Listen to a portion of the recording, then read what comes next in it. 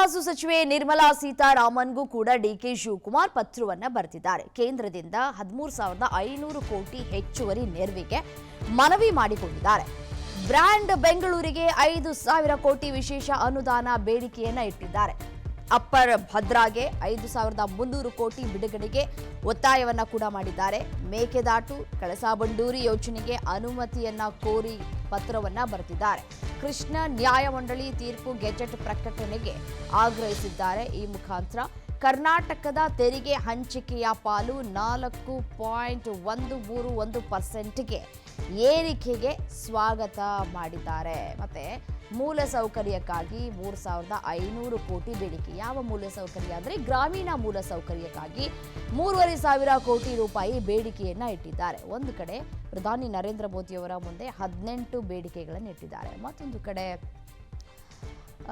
ಹಣಕಾಸು ಸಚಿವೆ ನಿರ್ಮಲಾ ಸೀತಾರಾಮನ್ಗೂ ಕೂಡ ಡಿಕೆ ಶಿವಕುಮಾರ್ ಅವರು ಪತ್ರವನ್ನು ಬರೆದಿದ್ದಾರೆ. ಕೇಂದ್ರದಿಂದ 13,000 ಕೋಟಿ ಹೆಚ್ಚುವರಿ ನೆರವಿಗೆ ಮನವಿ ಮಾಡಿಕೊಂಡಿದ್ದಾರೆ.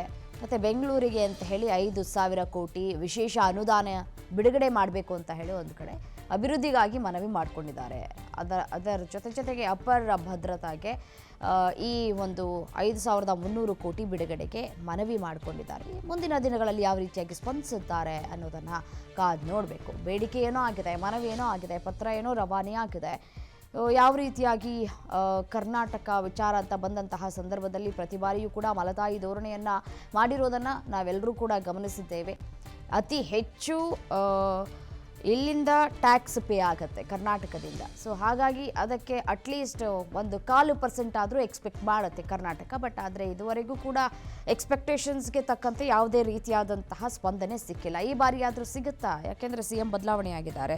ಸೊ ವಿಶ್ವಾಸದಿಂದ ಎಲ್ಲವನ್ನು ಕೂಡ ತೆಗೆದುಕೊಂಡು ಹೋಗುವಂತಹ ವಿಶ್ವಾಸವನ್ನು ವ್ಯಕ್ತಪಡಿಸಿದರು ಡಿಕೆ ಶಿವಕುಮಾರ್.